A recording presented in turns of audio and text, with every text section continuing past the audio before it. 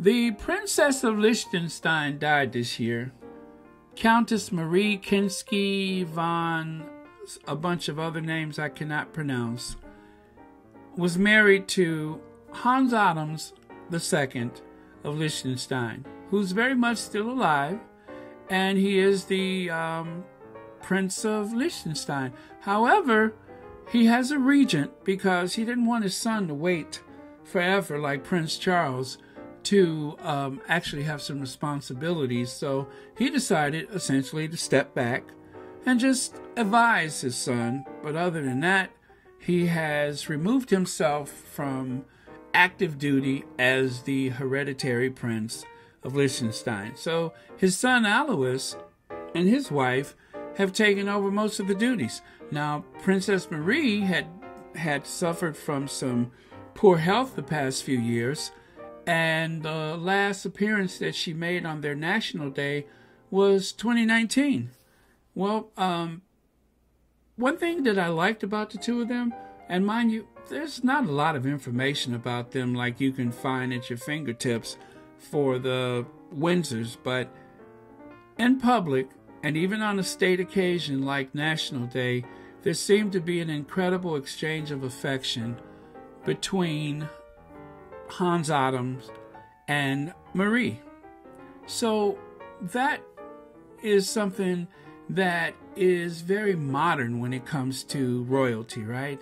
Is the fact that, yes, you can be affectionate in public. You don't have to stand on ceremony.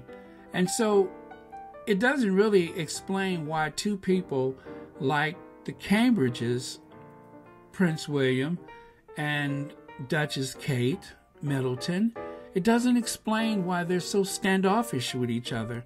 Why am I talking about this? Because with all of the trash talking about the Sussexes, one thing that you can never use against them is their affection for each other, because there's plenty of it. But with the Cambridges, I am offended by this pretense that there's something that they're not. And they seem to pretend, they pretend as though they are actually the Duke and Duchess of Sussex, which is offensive to me. They have made all of these videos and even have had these attempts of mutual, tactile, very mutual exchanges of affection in public, which is awkward and painful to look at. So what made me think of this is today, going through the Twitter as usual, I find something that just kind of jumps out at me, and this one just reached out and just smacked me in the face. Made for each other. And you see Kate gazing into William's eyes that are fixed on the back of the driver's head. William doesn't seem interested at all. He's not even smiling. One of the worst things that you can suffer is a relationship where your spouse doesn't smile at you. Ever. This is bizarre. That is the strangest thing. But yet they're trying to cosplay like they are the Sussexes. And so made for each other. The Duchess of Cambridge is gazing into his eyes. And just like I said in the other video, the look on his face in the back of this vehicle is, drop me off first and then take her home. Now, I don't know if that's the case, and let's say that it's not. Let's say they did go home together. I'm not going to even pay attention to those rumors because I don't know what's true. All I know is what I see here. He doesn't look interested. Is this the reason why they have gone after the Sussexes?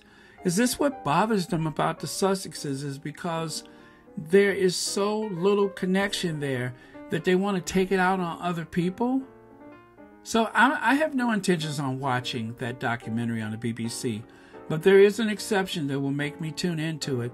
That exception is if I find out through reviews from other people that the two of them definitely plotted against the Sussexes, because there's some kind of fear with the royal family as though this documentary is going to topple the monarchy.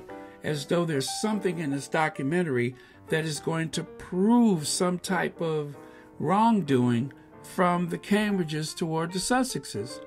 And of course, there's some talk that the Sussexes were in any way possible in a position of power to go after the Cambridges. I just don't see how that's possible. The Sussexes were too busy trying to defend themselves, which can possibly explain this whole thing with those Jason Knopf emails. I don't know. Those hand-selected, calculated emails that were released to the courts or the whatever. Maybe that has something to do with that. I have no idea. But if I can quote Tabitha Brown in response to Wendy Williams, what is it about my happiness that triggered you? What is it about my happiness that triggered you? Every time I think of that, every time I hear that in my head, I'm just like, that said so much to so many people. I hope they were listening. What is it about my happiness that triggered you? Why does the body language experts target the Sussexes when the real story is the Cambridges? Why do they only target the Sussexes? You know why? The same reason why Willie Sutton robbed the banks. Because that's where the money is. All of the money is tied into the Sussexes. So the royal rodents, the so-called royal experts, and of course, even the mainstream news. Some American news outlets, much to my disappointment, have gone along with this narrative against the Sussexes.